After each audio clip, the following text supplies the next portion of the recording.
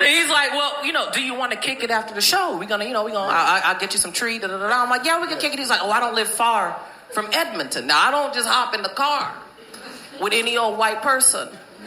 So I need to know exactly where I'm going. I'm like, well, where are we going? He's like, well, my hometown is the next town over. Y'all can Google it. I said, well, what's the name of the town? This man looked me in my eyes.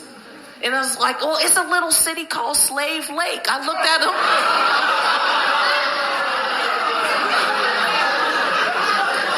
That was the first time I had ever called a white person nigga. I said, nigga, what?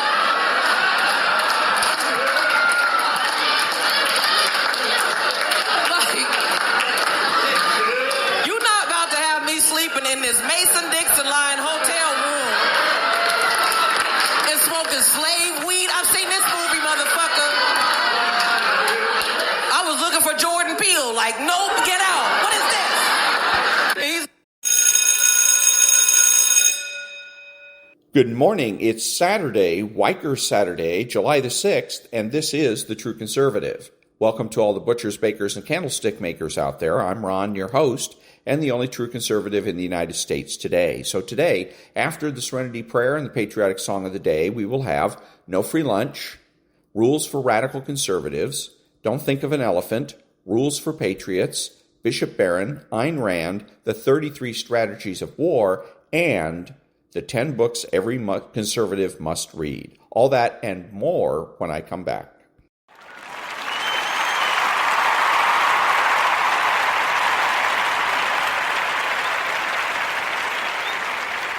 God, grant me the serenity to accept the things I should not change, the courage to change the things I should, and the wisdom to know the difference. Amen.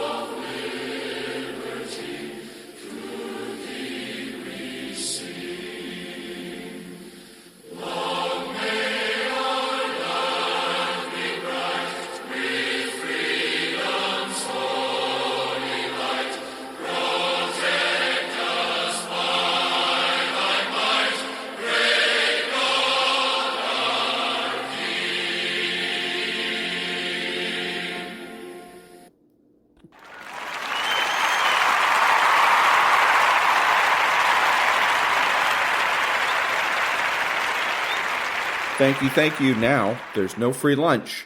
250 Economic Truths by David Bahnsen.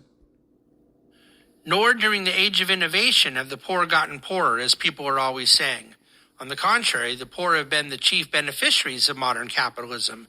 It is an irrefutable historical finding, obscured by the logical truth that the profits from innovation go in the first act mostly to the bourgeois rich. Deirdre N. McCloskey. The sequence of events here is important. The rich do historically profit first from new innovations. This reflects a logical and entirely non-controversial fact. that the creators of innovations and those most engaged in the use of the tools that are themselves being innovated feel the benefits most in the initial phase. But that the benefits of free enterprise by degree include the poor is a fact so evident in history it is only a lack of care for proportion that would disguise this fact.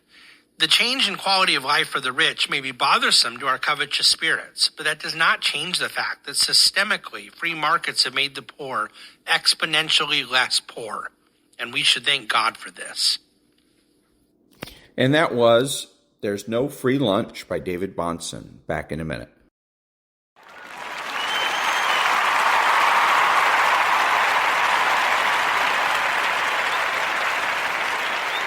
Thank you. Now, rules for radical conservatives. It's one of the many things we visit our shrinks to complain about. This, by the way, is the answer to the mystery of why the coasts tend to be liberal and the interior of the country, flyover land, tends to be conservative. The coasts are where the immigrants landed and to which they continue to flock. The big coastal cities, which include the country's largest population centers, are also where the money is. And by money, I mean government money. You know, the kind of stuff that comes either out of your pocket or via the printing presses working overtime down at the mint. Money, like water, flows freely, although unlike water, it most often flows uphill. Toward them what has, as they pretend to be solicitous about them what don't. It's a simple equation. Big cities plus federal money equal nearly unlimited graft and corruption. And that's a principle we've operated on for generations. Meanwhile, the interior sections that take some effort to get to and thrive in, with the obvious exceptions of big railroad hubs like Chicago, where our political machines and gangsters could comfortably set up shop, tend to be populated by what we laughingly call real Americans, the ones who continue to allow us to use their best qualities against them. Trusting natures, big hearts, open wallets, innate decency, tolerance, a willingness to live and let live on the assumption that we all share the same values, the same hopes, dreams, and aspirations. When, of course, we did, and do not and have no intention of ever doing so. Yeah, we could always point to our 1.0 beautiful children, assuming we had any at all, and say it was all for the kids, and who wouldn't want a better country for them than the one we were born into? And you fell for it, as we knew you would. You never stopped us in mid-sentence and said something like, "Hey, mister, wait just a darned minute. The country I was born into was pretty gall-darn good. We stove off the Depression, whipped Hitler and them kamikazes, came home from the war, raised our families, educated our children, moved to the suburbs, gotten rid of legal segregation, and then watched our cities burn anyway a few years later, watched our schools fall apart, watched our politicians assassinated, watched our taxes soar, watched our institutions crumble, watched a president or two get impeached, watched our economy collapse while the Wall Street fat cat skated, watched our norms about love, marriage, sex, and faith be first challenged in the name of dissent and diversity, and then clawed to death, watched our immigration laws change the entire character of the country under the rubric of anti-racism, saw moral equivalence destroy morality, watched our country falter in 1, 2, 3 wars, watched our military fall prey to the intellectual fascism of political correctness, learned to be afraid of saying what was on our minds and in our hearts, which used to be our right as Americans, whether you agreed with us or not. Until now, here we cower in flyover country, watching illegal aliens gather on our street corners, while you tell us we're supposed to be grateful, because we never had a Mexican restaurant in Bismarck before. And now that we come to think of it, God damn it, we liked our country plenty just the way it was, before you fellas showed up with your olive oil voices and your Irish charm, and we should have put you down and out and in the ground when we had the chance. But no. And look at us. We were too damn nice, and now we're screwed. Luckily, you never say that. Because the minute you so much as think a single one of those hateful, racist, bigoted thoughts, we will be on you like a swastika tattoo on Charlie Manson's forehead. How dare you demonize us? How dare you characterize the events of the past half-century or so as anything other than the obvious moral triumphs they have been? How dare you put your country as it once was up against our country as it will be once we get finished with it? How dare you riff on Jack Woltz's famous line to Tom Hagen in The Godfather? How dare you defend your way of life? Well, maybe it's about good and goddamn time you did. When we're in your face like this, I mean back to back and belly to belly, you should come right back in ours. Let the spirit roar and the spittle fly. Lose that Minnesota nice weirdness, that Midwestern naivete, and try to put yourself back in the shoes of your forefathers, the clodhopper Europeans who got off the boat from bumfit Norway or Dinkel Scheisshaus Deutschland, and instead of doing what we did, staying in Manhattan and immediately falling in with one of the ethnic street gangs whose thug ethos has made the island such a swell place for all these years, yanked themselves up by their bootstraps after we had fleeced them and trekked westward to the flyover states, which was basically the last we ever heard of you. So, here's my advice. Call us out each and every time. And that was Rules for Radical Conservatives by David Kahane. Back in a minute.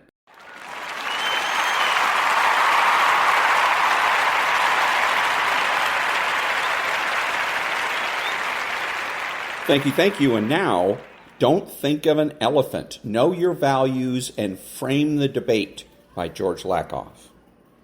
Further, it is your moral responsibility to teach your child to be a happy, fulfilled person who wants others to be happy and fulfilled.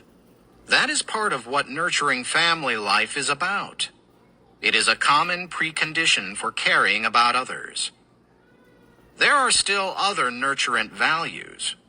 If you want your child to be fulfilled in life, the child has to be free enough to seek and possibly find fulfillment. Therefore, freedom is a value. You do not have very much freedom if there is no opportunity or prosperity. Therefore, opportunity and prosperity are progressive values. If you really care about your child, you want your child to be treated fairly by you and by others. Therefore, fairness is a value. If you are connecting with your child and you empathize with that child, you have to have open two-way communication. Honest, open communication. That becomes a value.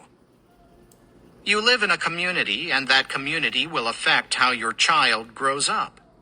Therefore, community building, service to the community, and cooperation in a community become values. To have cooperation, you must have trust. And to have trust, you must have honesty and open two-way communication. Trust, honesty, and open communication are fundamental progressive values, in a community as in a family. These are the nurturant values, and they are the progressive values. As a progressive, you have them. You know you have them. You recognize them. Every progressive political program is based on one or more of these values. That is what it means to be a progressive.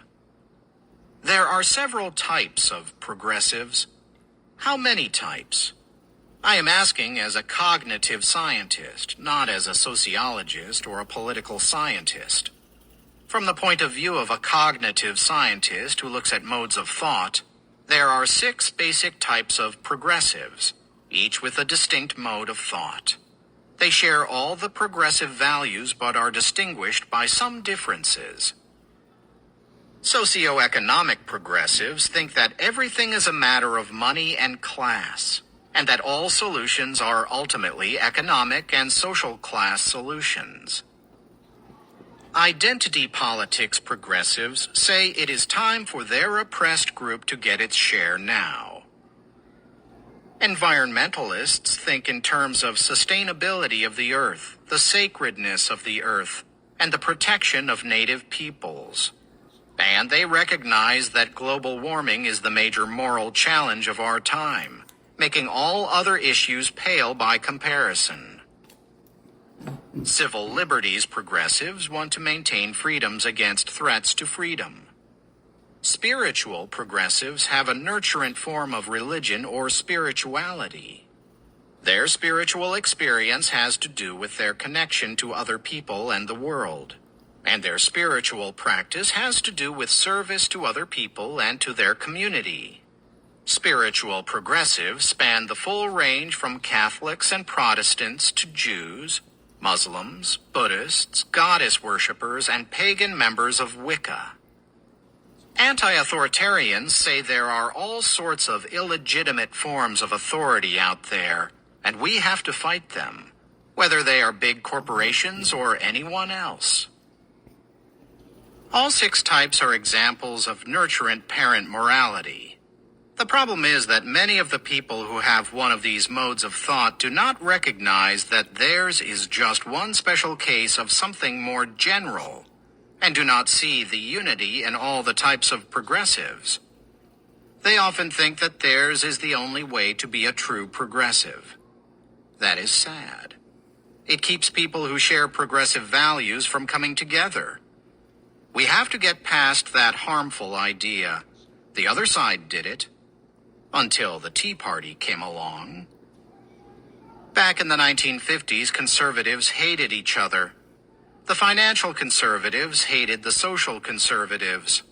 The libertarians did not get along with the social conservatives or the religious conservatives. And many social conservatives were not religious. A group of conservative leaders got together around William F. Buckley Jr. and others and started asking what the different groups of conservatives had in common and whether they could agree to disagree in order to promote a general conservative cause. So it was Don't Think of an Elephant. It's part of Chapter 2, Know Your Values and Frame the Debate by George Lakoff and narrated by Chris Sorensen. But all of the things that he's doing are arbitrary claims. He creates all of these categories. You know, there's the nurturant this, and there's the social conservatives and the some other type of conservatives, and then his claim is that they hated each other. It's a fantastic yarn. It's a narrative. He's telling a story. But again, he offers no proof, not one shred of evidence that any of these things actually exist outside of his own mind. So that being the case, that means that they are arbitrary claims. And we get to choose whether or not we want to go ahead and take his word for it. We can take his word for it, or we cannot. Ayn Rand was wrong on this issue. She said that arbitrary claims must be ignored. No, not true. If somebody comes into my house and says it's raining outside, you better get your umbrella, I can take their word for it and go get my umbrella, or I can check myself. I have an option. So the same thing goes here. I can, for the sake of expediency, if I trust Mr. Lakoff, if I've dealt with him on enough occasions to where I feel that he is trustworthy and that what he is telling me is accurate and consistent, then perhaps I want to go ahead and take his word for it. But if not, then I'm free to either do some research to try to validate, verify his claims, or just take it with a grain of salt. Look at it as a source of amusement or entertainment. Think about it. Back in a minute.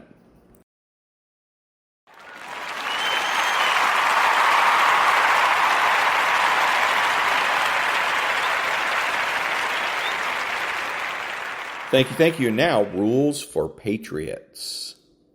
Even Democrat presidents nowadays, when they're in trouble, offer targeted tax cuts and tax rebates as a means to spur economic development. So the debate is no longer about whether or not to cut taxes, but for whom and by how much. In addition, the era of the dovish Democrat president is over. President Clinton set a record for the most military deployments. President Obama may have talked a good George Soros game when running for president in 2008, but his foreign policy is virtually indistinguishable from his Republican predecessor, for better or for worse. And he's very proud to be the commander-in-chief that got Osama bin Laden. That's a far cry from the Democrats in the 1980s, feting communist Sandinista leader Daniel Ortega at Beltway cocktail parties. However, Reagan failed to substantially reduce the size of government, did nothing substantive to dismantle the left's monopoly on education, lent his name to a failed amnesty program that turned California from red to blue in elections for the last 2 decades, and appointed 2 mediocre to terrible Supreme Court justices. We don't need to keep having arguments we've already won. We need to start winning arguments we haven't yet had. It's time to stop pining away for the salad days and move forward and build on Reagan's legacy, not settle for it. The Reagan era was supposed to be the vanguard of a conservative renaissance, and instead it's become the high watermark. Kobe Bryant and LeBron James were instantly compared to Michael Jordan coming into the NBA. Both of them initially did little to temper those comparisons, and early on they each languished under the sheer weight of them. It wasn't until they became their own men. James had to move to another team to make that happen, and they developed their own games that both became repeat champions. If we truly want to honor Reagan's legacy, we must stop drowning in nostalgia awaiting his heir apparent, and instead rally around the principles he fought for. While we keep trying to turn the clock back, the left keeps moving forward. It's time for a new generation of leadership that combines a respect for tradition with a hatred for losing. And that means losing in the public policy arena and not just on election day. A new generation eager to prove themselves like Schembechler was when he arrived at Michigan in 1969, willing to get rid of the dead weight and not accept good as good enough when only greatness will do. It is time for leaders that aren't here to make friends with the system, but have a cause they believe is worth fighting and dying for if necessary. Leaders who don't create followers that become groupies or hangers-on or lifelong political hacks, but instead inspire others to become disciples and leaders themselves and move on and take the fight elsewhere when they're ready to do so. We've got too many people that are comfortable with losing not as bad and calling that a win. We need leaders from the Ricky Bobby motivational school who understand second place is the first loser. And in our case, winning isn't simply winning an election, but winning the future for our children and grandchildren. We need a house cleaning and a culture change. We need to hit the Control-Alt-Delete buttons and reboot. You do that when your computer itself is still in good shape, but is locked up and not working the way it should. Similarly, our principles are still good, but the process of implementing them and advancing them has lockjaw. We have already discussed in this book how too often we accept the left's premise and allow them to have the moral high ground. So too often we end up being defined by what we're against, not what we're for. We also have failed to define what it is we're actually conserving as conservatives, which is an inherent weakness of our movement that 19th century theologian R.L. Dabney presciently observed. He said, quote, "Conservatism's history has been that it demurs to each aggression of the Progressive Party and aims to save its credit by a respectable amount of growling, but it always acquiesces at last to the innovation. What was the resisted novelty of yesterday is today one of the accepted principles of conservatism. It is now conservative only in affecting to resist the next innovation, which will tomorrow be forced upon its timidity and will be succeeded by some third revolution, to be denounced and then adopted in its turn. American conservatism is merely the shadow that follows radicalism as it moves forward through perdition. It remains behind it, but never retards it, and always advances near its leader." Every time I read that quote, it never fails to hit too close to home. As a Christian, I am commanded in the Bible to always have a ready defense for my faith, but nowhere am I commanded to remain perpetually on the defensive.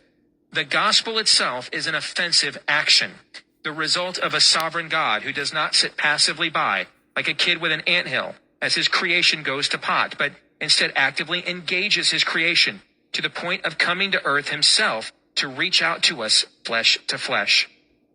And that was more of Chapter 13 from Rules for Patriots, How Conservatives Can Win Again by Steve Deese.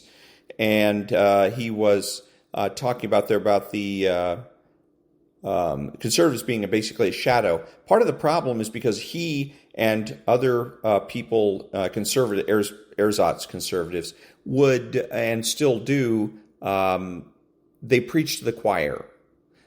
Everybody says, how come nothing changes? How come nothing gets any better? How come nobody's motivated? Well, you're preaching to the choir, and yet you don't understand why it is that your congregation doesn't get any bigger. Go figure. What you need to do, what he needs to do, we all need to do, is reach out to the other side. For instance, look at Joe Biden. We always say, Joe Biden's got to go, and we go out on the radio or podcasts or whatever and say, Joe Biden's got to go because he's sick. I've done it myself. And he's sick, and he's this, and look at his policies, and he floods the country. He does things that are not conservative. So therefore, we should not vote for him. But the left isn't listening to that. Liberals don't listen to that. Democrats don't care about any of that. They don't care about that. So we have to reach them where they live. Why? And ask ourselves, why did they vote for Joe Biden? Other than in spite, to piss off the people that voted for Donald Trump. Why did they vote for Biden? What did they expect him to do? Number one thing they expected him to do was stack the Supreme Court. That's what he promised to do. Where is it? Crickets. So, and then what about single payer? That's another thing the Democrat Party's been promising for decades. Single payer. Where's that? Crickets. So you can list the things that he has failed to do for the left in this country, or for anybody in the Democrat Party for that matter. And that's what needs to happen. If you're going to convince people not to vote for their Democrat incumbent, you have to give them reasons that they will appreciate. Look at District Attorney Gascon in Los Angeles County. If you go out and say, well, you need to vote against George Gascon because he's destroying the county and crime is running rampant, none of the people on the left give a damn about any of that. They couldn't care less. There's one reason they voted for George Gascon: to prosecute cops. That's the reason they voted for him.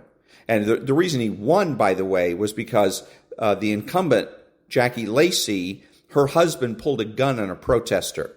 That's what sunk her candidacy. So, but anyways, what they voted for him for and expected from this guy was that he was going to prosecute cops. He promised, I will prosecute cops when I get into office. How many has he prosecuted? Crickets. Zero. None. So if you want to appeal to these people and convince them that they need to vote for somebody else other than George Gascon, that's the place to go. That's what you say to them. Hey, how many cops has he prosecuted? Oh, 0. Are you sure you still want to vote for this guy? Think about it. Back in a minute.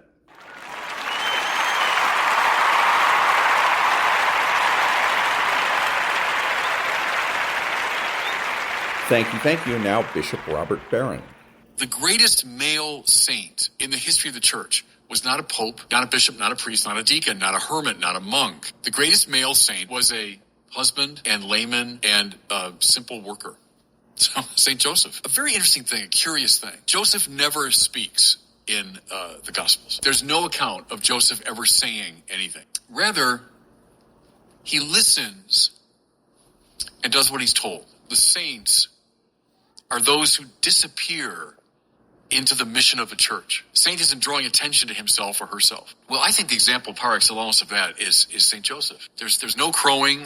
There's no, hey, look at me. There's no, let me tell you what I'm doing. He listens, does what he's told, gets about the mission that God gives him.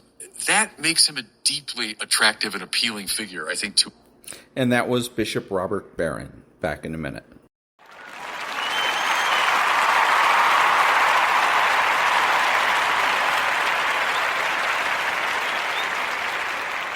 Thank you. Now, the Ayn Rand thought of the day. Quote, pragmatism is the philosophy which holds that there is no objective reality or permanent truth, that there are no absolute principles, no valid abstractions, no firm concepts, that anything may be tried by rule of thumb, that objectivity consists of collective subjectivism, that whatever people wish to be true is true, whatever people wish to exist does exist, provided a consensus says so.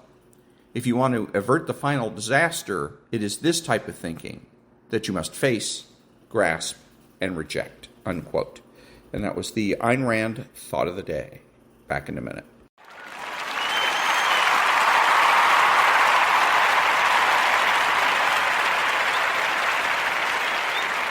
Thank you. And now the 33 strategies of war. Chapter 30. Penetrate their minds. Communication strategies. Communication is a kind of war. Its field of battle, the resistant and defensive minds of the people you want to influence. The goal is to advance, to penetrate their defenses and occupy their minds. Anything else is ineffective communication, self-indulgent talk. Learn to infiltrate your ideas behind enemy lines, sending messages through little details, luring people into coming to the conclusions you desire and into thinking they've gotten there by themselves. Some you can trick by cloaking your extraordinary ideas in ordinary forms. Others, more resistant and dull, must be awoken with extreme language that bristles with newness. At all cost, avoid language that is static, preachy, and overly personal. Make your words a spark for action, not passive contemplation. Visceral communication. To work with the film director Alfred Hitchcock for the first time was generally a disconcerting experience. He did not like to talk much on the sets of his movies, just the occasional sardonic and witty remark. Was he deliberately secretive or just quiet? And how could someone direct a film, which entails ordering so many people about, without talking a lot and giving explicit instructions? This peculiarity of Hitchcock's was most troublesome for his actors. Many of them were used to film directors coddling them, discussing in detail the characters they were to play and how to get into the role. Hitchcock did none of this. In rehearsals, he said very little.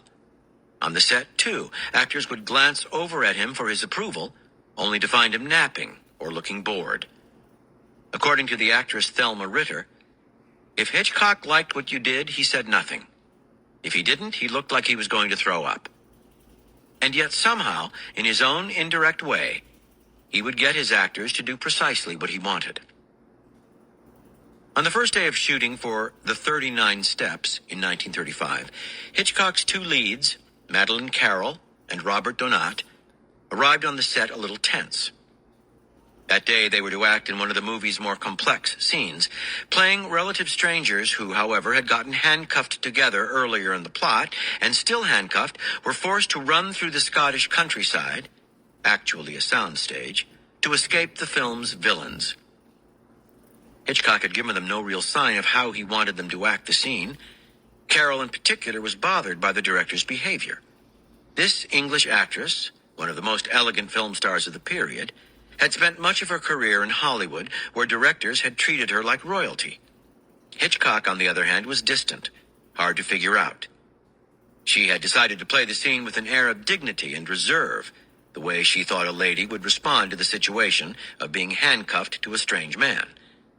To get over her nervousness, she chatted warmly with Donat, trying to put both him and herself in a collaborative mood.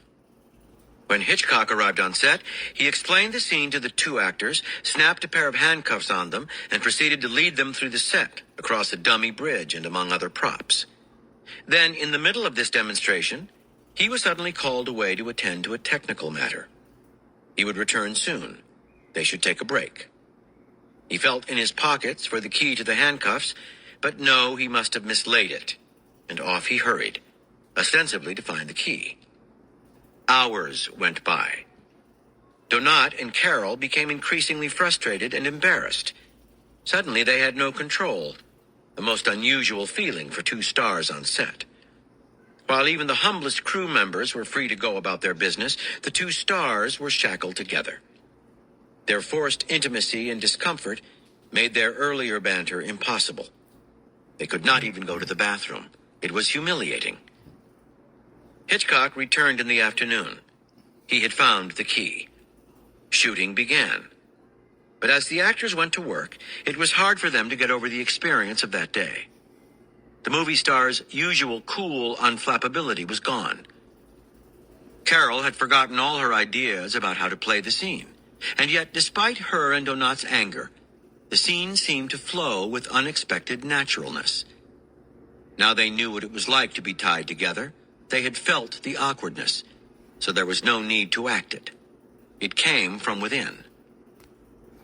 And that was the 33 Strategies of War by Robert Greene. Back in a minute.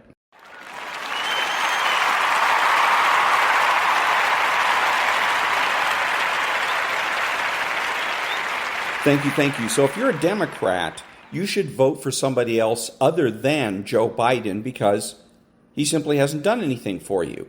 I'm not talking about how he's not conservative enough or he hasn't balanced the budget or things like that, because I know you guys don't particularly care about all that. I'm talking about the things you care about. Number one thing he was going to do that you care about is stack the court. He was going to expand it by 4 seats. by going ahead and getting D.C. to be a state, Puerto Rico to be a state, et cetera, et cetera. Whatever happened to that? He started a committee or commission to study the problem, and that's where all good ideas go to die. And so that's nothing. So now what about single payer? Where are we on single payer? Because isn't it Obamacare supposed to be a step in the direction of single payer? So how come that hasn't happened? He hasn't done anything. What about war? Democrats are supposed to be the party of peace. But he has allowed 2 wars to break out and continue under his administration. So, and then again, what about things like inflation? Going to the grocery store and having to pay more. And nobody can deny that there's inflation because we all go to the grocery store and we all know that the prices have gone up. And that's no good for anybody. So just for those 3 things, why bother to vote for Joe Biden? He hasn't done for you what he promised to do. So you got to vote for somebody else. If you can't bring yourself to vote Republican, then vote Robert Kennedy. Back in a minute.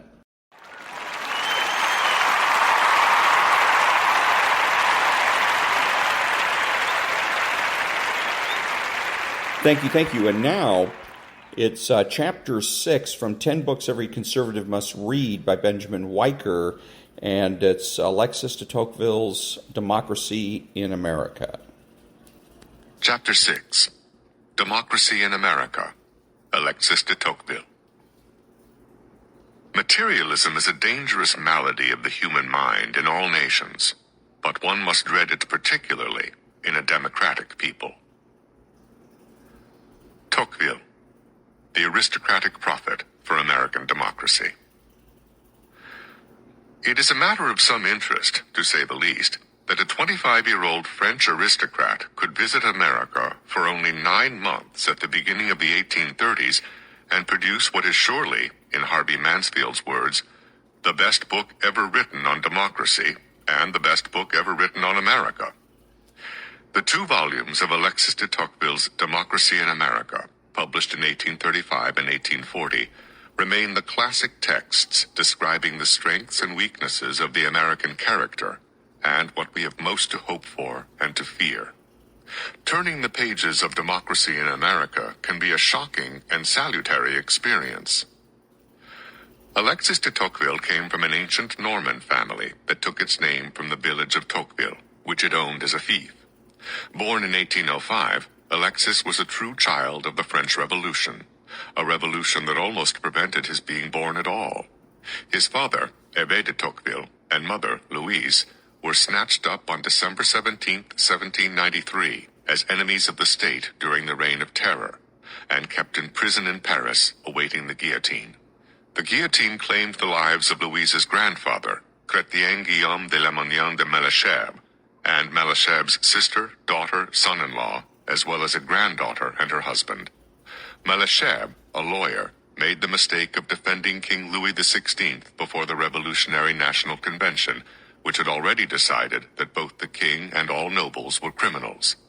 Hervé de Tocqueville and his wife Louise were saved only because the architect of the Reign of Terror, Robespierre, was himself guillotined on July 28, 1794. Alexis was born a year after Napoleon Bonaparte crowned himself Emperor of France. He was 10 when Napoleon was defeated at the Battle of Waterloo in 1815 and came to manhood under the restored monarchy of the Bourbon kings, Louis XVII, 1815 to 1824, and Charles X, 1824 to 1830. As his father had endured the First French Revolution, Alexis was a witness to the Second in July 1830, when King Louis-Philippe, a supporter of the original French Revolution, ousted Charles X, who was trying to re-establish an absolute monarchy. And Alexis was later a witness to a third revolution in 1848, when Napoleon's nephew, Charles-Louis Napoleon Bonaparte, deposed King Louis-Philippe and became president of the Second French Republic. The Republic soon became the Second French Empire, 1852, and Louis Napoleon Bonaparte was crowned Emperor Napoleon III, 1852 to 1870. Alexis died during his reign in 1859. Alexis de Tocqueville certainly saw the destructive side of popular government, but he believed that democracy was an irresistible, albeit ambiguous force. The rule of the many could, as Aristotle had noted, take positive or negative forms.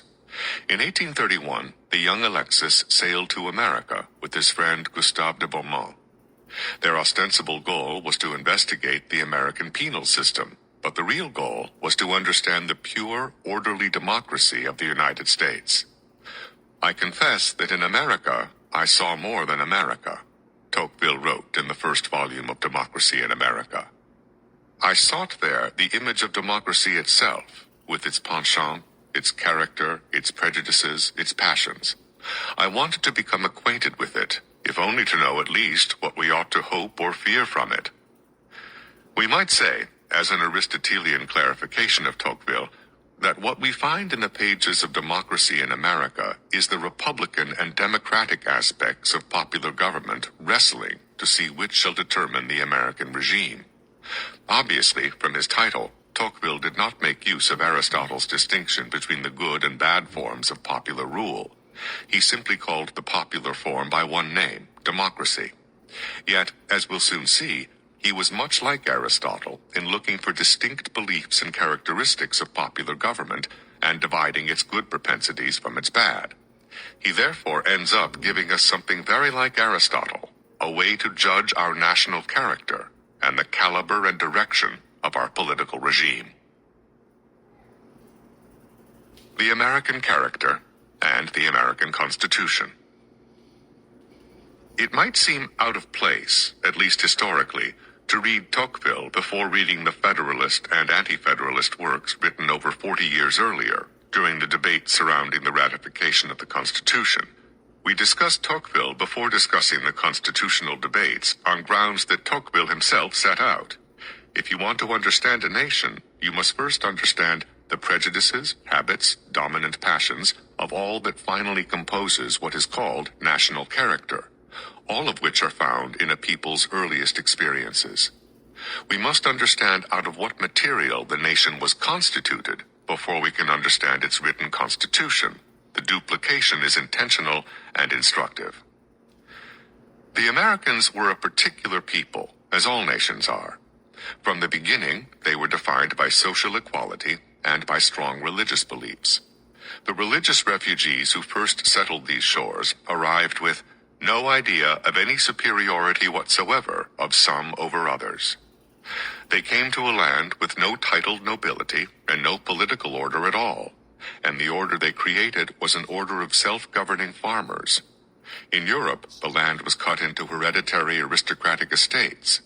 By contrast, the American soil absolutely repelled territorial aristocracy. It was clear to everyone that with all the raw, available land, nothing less than the constant and interested efforts of the property owner himself were necessary to be an independent farmer, and so the territory was therefore naturally cut up into small estates that the property owner alone cultivated.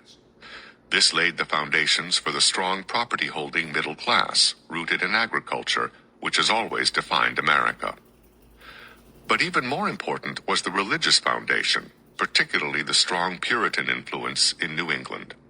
If the French Revolution, with all its excesses, was the result of Enlightenment skepticism, the American Revolution and its successes can be ascribed to the particular Christian principles of the American colonists.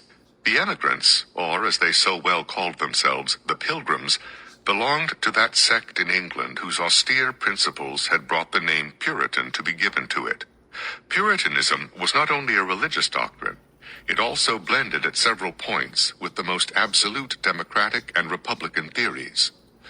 The Puritans' political egalitarianism was matched by a theological egalitarianism that all men were equal before God. In fact, it was their understanding that sin affected all men that made them distrust monarchical or aristocratic government, for this gave individual sinful men too much power. Undergirding the Puritan vision was the absolute moral authority of God as known through Scripture.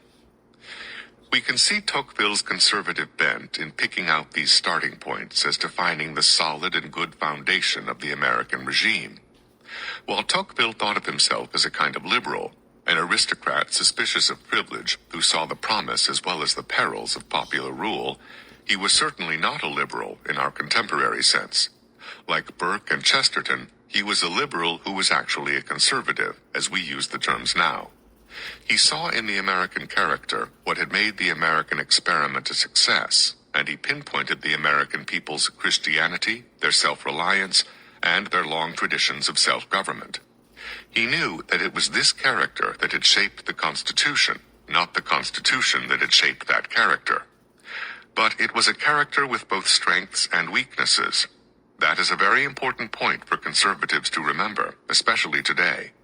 The meaning and effectiveness of our Constitution depend upon the strengths of our character. If the strengths fail, the weaknesses will render the Constitution a meaningless and ineffective piece of parchment. In America, government was not something that was imposed from above, but something that grew up from seeds planted on local ground. It was not a theoretical beginning point, but a very practical one. Self-government, we might say, was a necessity before it was a theory, arising from the practical needs of a people starting from scratch, who from the very beginning were responsible for ruling themselves. What in Europe was a matter of theoretical discussion among proponents of popular government was in America a matter of practical urgency. Americans were on the cutting edge of modern political theory because they were on the practical edge of cutting down forests and planting crops. As Tocqueville noted, this gave Americans a decided advantage over Europeans.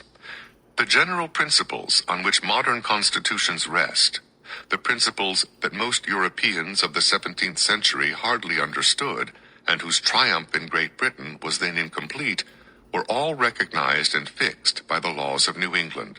Intervention of the people in public affairs, free voting of taxes, responsibility of the agents of power, individual freedom and judgment by jury were all established there without discussion and in fact. These generative principles were applied and developed as no nation in Europe has yet dared to do. They were applied and developed in America because of our particular situation, a situation that helped form our political character. With no already established national government above us, we had to be political animals, developing and perfecting our political nature as individuals through self-government. We had to establish our own government on local ground, and these solid foundations were happily still quite visible when Tocqueville arrived.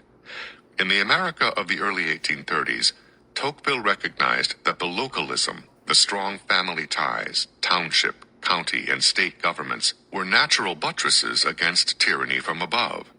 In his words, "It is in the township that the force of free peoples resides." A township is the most natural governing unit, something akin to the village for Aristotle, a community of families, a unit so natural that it appears to issue directly from the hands of God. Here, people know each other intimately and govern themselves directly in the affairs that most touch their daily lives and hence are most near and dear to them. Here is true sovereignty of the people. Here is the school of ordered liberty that provides the most solid foundation for the larger society. The inhabitant is attached to his township because it is strong and independent. He is interested in it because he cooperates in directing it. He loves it because he has nothing to complain of in his lot. He places his ambition and his future in it. He mingles in each of the incidents of township life. In this restricted sphere that is within his reach, he tries to govern society. He habituates himself to the forms without which freedom proceeds only through revolutions, permeates himself with their spirit, gets a taste for order, understands the harmony of powers, and finally assembles clear and practical ideas on the nature of his duties as well as the extent of his rights. The organic growth of political life in America, Tocqueville emphasizes, marks the key difference between the way in which political power and freedom manifest themselves in Europe and America. In most European nations, political existence began in the higher regions of society and was communicated little by little, and always in an incomplete manner, to the various parts of the social body. But in America, on the contrary, one can say that the township had been organized before the county before the state before the union. That essential difference gives us the key to understanding why, in the 20th and now 21st centuries, Europeans are much more easily led into top-down socialism, while Americans bristle at it. Well-ordered liberty. Since Americans built their social order from the ground up, their understanding of liberty is quite the opposite of extreme democracy's view of liberty as the freedom to do whatever one wants. Rather, for Americans, liberty is an achievement, the result of individuals learning to rule themselves. That is, true liberty rests on a solid moral foundation. Liberty is not license, let alone, as modern liberalism would have it, licentiousness. Tocqueville quotes an excerpt of a speech by one John Winthrop approvingly. "Nor would I have you to mistake in the point of your own liberty. There is a liberty of corrupt nature, which is affected both by men and beasts, to do what they list. And this liberty is inconsistent with authority, impatient of all restraint. By this liberty, summus omnis deteriores, we are all inferior. 'Tis the grand enemy of truth and peace, and all the ordinances of God are bent against it. But there is a civil, a moral, a federal liberty, which is the proper end and object of authority. It is a liberty, for that only which is just and good. For this liberty you are to stand with the hazard of your very lives." We note with Tocqueville that in this conservative account of liberty, it is our nature as rational animals that is being conserved, our better nature that lifts us above the beasts and distinguishes us as moral animals. The religious foundation for the moral order is not imposed arbitrarily, as some would claim today.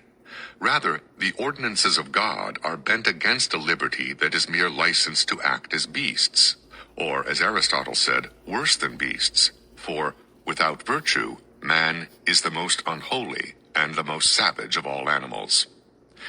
That is why, Tocqueville points out, for Americans, the spirit of religion and the spirit of freedom go hand in hand. Freedom sees in religion the companion of its struggles and its triumphs, the cradle of its infancy, the divine source of its rights. It considers religion as the safeguard of mores, from the Latin word mos, meaning habit or custom, and the mores as the guarantee of laws and the pledge of its own duration. Self-government begins with the moral government of the self. Without it, ordered liberty slips into chaotic license, and sturdy republicanism slides into extreme democracy. About this, Tocqueville issues a strong warning to Americans. Watch that your love of true liberty, rooted in virtue, is not destroyed by other lesser loves, including the love of equality itself.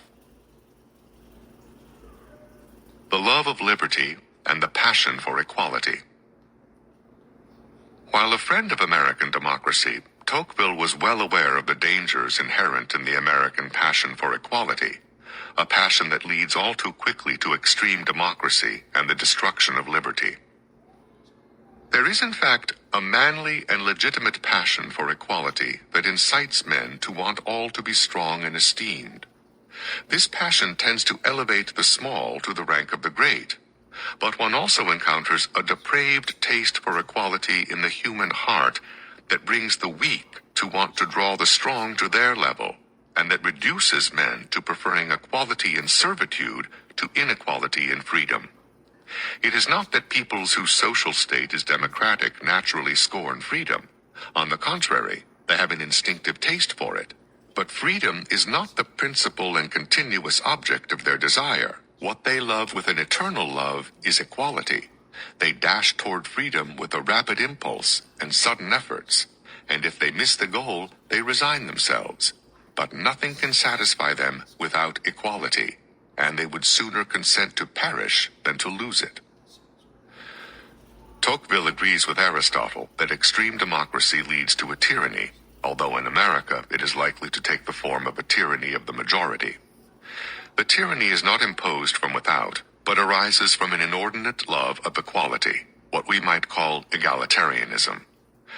I think that democratic peoples have a natural taste for freedom, remarks Tocqueville. But for equality, they have an ardent, insatiable, eternal, invincible passion. They want equality in freedom, and if they cannot get it, they still want it in slavery. Such egalitarianism can lead to the tyranny of relativism, a belief that no way of life, no religion, no morality can be judged to be better than any other. To make choices better and worse means to decide between right and wrong, and that would set up an evaluative hierarchy. Since extreme democracy is defined by everyone doing whatever he wants, such evaluation is itself considered evil, or, as we would say, intolerant. Each person decides for himself what is good and evil, and that is why in extreme democracy, the egalitarian impulse leads man to make a god of himself. As Tocqueville warns, pantheism is the natural religion of egalitarian democracy. The extreme egalitarian satisfies his desire for ultimate equality by enclosing God and the universe within a single whole. Needless to say, self-divinization strives to remove all limits on government, because there is nothing that such a man can deny himself. But the release from objective moral order also means social chaos, and the only remedy is the ushering in of tyranny. Thus, a too great passion for equality leads to the madness of tyranny. But it is not the only kind of madness about which Tocqueville warns Americans. The mad pursuit of material happiness. Another risk to democracy in America is materialism, even in regard to religion. In the 1830s, Tocqueville ran into evangelists who preached the gospel of prosperity. Instead of focusing on heaven, the American preachers constantly come back to earth, and only with great trouble can they take their eyes off it. To touch their listeners better, they make them see daily how religious beliefs favor freedom and public order. That is, they inadvertently try to sell the gospel as useful. As a result, it is often difficult to know, when listening to them, if the principal object of religion is to procure eternal felicity in the other world or well-being in this one. Americans have always had a strong streak of materialism. They came to an undeveloped land, and they had to provide for themselves, focusing first of all on their physical well-being. In addition, from early on, America was the land of opportunity, a place where a poor man could come and make his fortune. Certainly, much of this familiar story is a positive one, but a problem arises when a man becomes so bent on practical matters, on the production of wealth, on the acquisition of material goods, that his soul becomes defined entirely by the pursuit of material things. That makes him a blunted man. Materialism, Tocqueville writes, is a dangerous malady of the human mind in all nations, but one must dread it particularly in a democratic people. Democracy favors the taste for material enjoyments. This taste, if it becomes excessive, soon disposes men to believe that all is nothing but matter, and materialism, in its turn, serves to carry them toward these enjoyments with an insane ardor. Is the merely material man a happy man? He is certainly a restless, agitated man. As Tocqueville famously said of Americans, one cannot work more laboriously at being happy. The problem is that in America, anyone may rise and anyone may fall. There are no set social classes into which one is born. Social fluidity means that every poor man has the possibility of becoming rich, and every rich man the possibility of becoming poor. Poor men are filled with envy, rich men are filled with fear, and everyone is filled with anxiety. In America, I saw the freest and most enlightened men placed in the happiest condition that exists in the world. It seemed to me that a sort of cloud habitually covered their features. They appeared to me grave and almost sad, even in their pleasures. Everyone is focused on satisfying the least needs of the body and providing the smallest comforts of life, because the satisfaction of these material gratifications is also a sign of success. The problem for Americans is not, as in aristocracy, that they will indulge in exotic and forbidden pleasures, but rather that they will lose their souls in the mad pursuit of non-forbidden pleasures. A bigger house, a more comfortable chair, a more expansive wardrobe. Among material goods, there are some whose possession is criminal, and these, Tocqueville asserts, Americans generally avoid. There are others, the use of which is permitted by religion and morality. To these, one's heart, one's imagination, one's life are delivered without reserve, and in striving to seize them, one loses sight of the more precious goods that make the glory and the greatness of the human species. Democratic men can become mere consumers who toil all week in order to consume trivial entertainments on the weekend. The soul shrivels in such circumstances, but it also rebels. Materialism can't satisfy the soul of man. The constant pursuit of material gratifications produces the singular melancholy that the inhabitants of democratic lands often display amid their abundance, and the disgust with life that sometimes seizes them in the midst of an easy and tranquil existence. This is a deadly serious condition. In France, says Tocqueville, the characteristic despair brought on by materialism is responsible for increasing rates of suicide. In America, however, suicide is rare, but one is sure that madness is more common than everywhere else. Tocqueville explains that Americans do not kill themselves, however agitated they may be, because religion forbids them from doing so, and because materialism, as a philosophical dogma, does not exist among them, although the passion for material well-being is general. That is, the passion for material well-being has in America not yet become the full-blown materialism against which Tocqueville warns. Religion has, thus far, kept Americans from the natural end of materialism, which is suicide, the despair of a man who knows that his pursuit of material gratification has no ultimate end and no final satisfaction. Yet Americans often hang on to their lives by a thread. Their will resists, but often their reason gives way, and their melancholy drives them to insanity. Even if the pursuit of material gratification does not drive one to madness, it certainly tends to make Americans agitated and this-worldly. As Tocqueville notes, Americans are restless and dream constantly of the goods they do not have.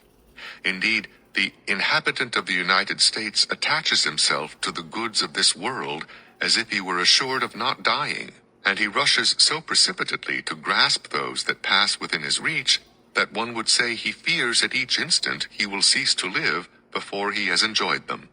He grasps them all, but without clutching them, and he soon allows them to escape from his hands so as to run after new enjoyments.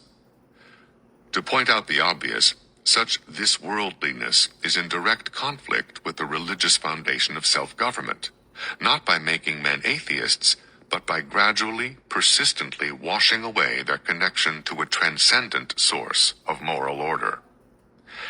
Sounds like an uncomfortably familiar situation. Tocqueville is nothing if not prophetic. During the Cold War, he was often quoted for having predicted that the United States and Russia would be the great nations of the future.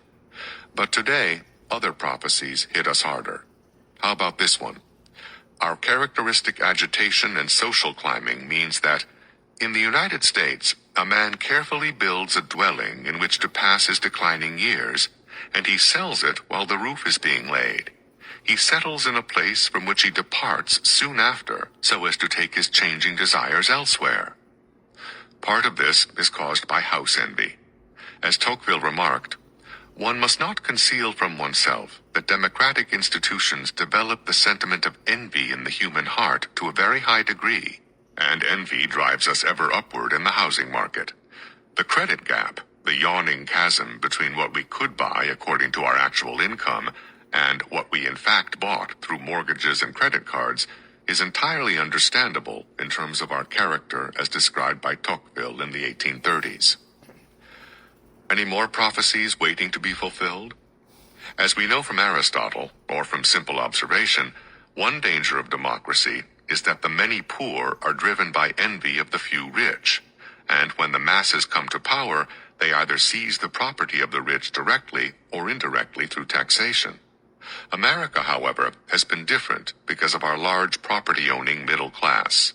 The profuse spending of democracy, Tocqueville notes, is less to be feared as the people become property owners, because then, on the one hand, the people have less need of the money of the rich, and on the other, they encounter more difficulties in not striking themselves with the tax they establish. But a great danger that Tocqueville warned about is coming to pass. Our characteristic passions, egalitarian envy, restless impatience, intense desire for immediate gratification of material wants, are in danger of overcoming our characteristic middle-class prudence. Many Americans, including many in the middle class, have been complicit in living far beyond their means, not only in mortgages and credit card debt, but in the astronomical federal government debt. If they begin to see the federal government as the source of every satisfaction that would otherwise extend beyond their reach, they might just give up their liberties to a government that, through ever-increasing taxes, tries to provide their every want. Conserving the American Constitution. We can now see what it should mean to conserve the American Constitution, with a small c. Our Constitution is, first of all, those original traits and institutions that provided the firm foundation for self-government. Social order built from the family up, political order built from the town and township up, the moral responsibility built up from the individual before God. That is what must at all costs be conserved. That is what true conservatism strives to maintain, and, if it should fall into decay, restore. So, oddly enough, when conservatives say that we need to get back to the Constitution, they are not going back far enough. The Constitution is by itself a mere parchment with a set of assertions. But if the Constitution is understood as presupposing and protecting the original traits and institutions that preceded it, then it is a work of political genius that guides and fosters self-government. And now that we have a better understanding of our character, we may turn with a more discerning eye to the debates surrounding the adoption of our Constitution. And that was Chapter 6 of the book 10 Books Every Conservative Must Read, plus 4 Not to Miss, and 1 Imposter by Benjamin-Wiker, Ph.D. Back in a minute.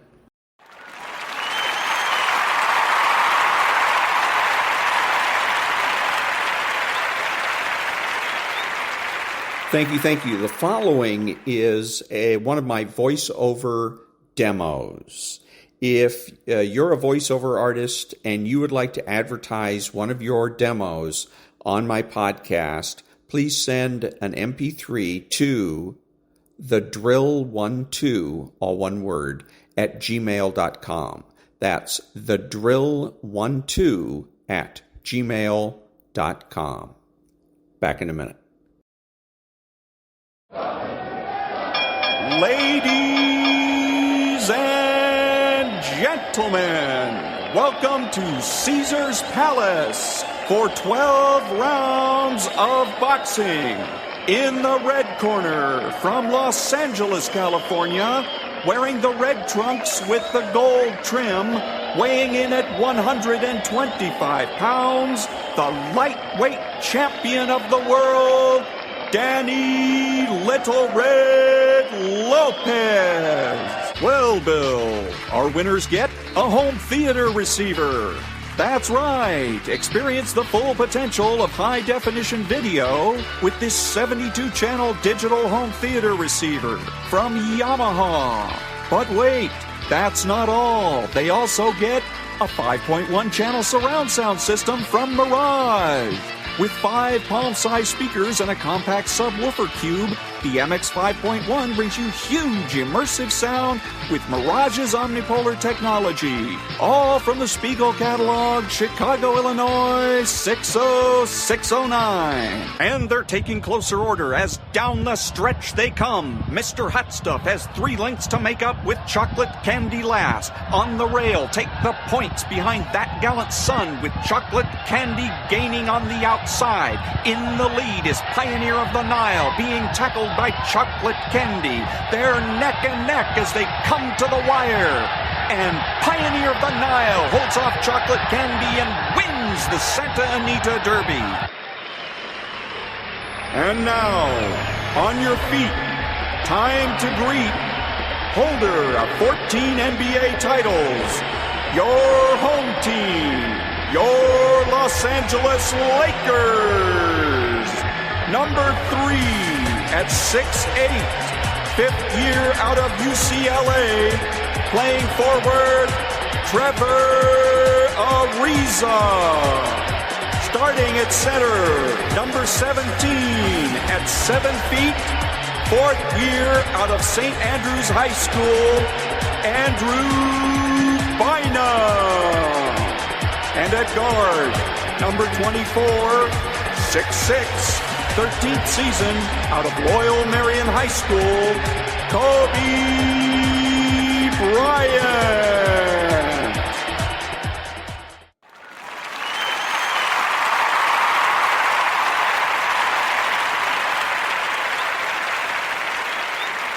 Thank you. This is Ron, your host, the only true conservative in the United States today, bidding adios to all the butchers, bakers, and candlestick makers out there and reminding you that you are not neutral and that the government has no rights.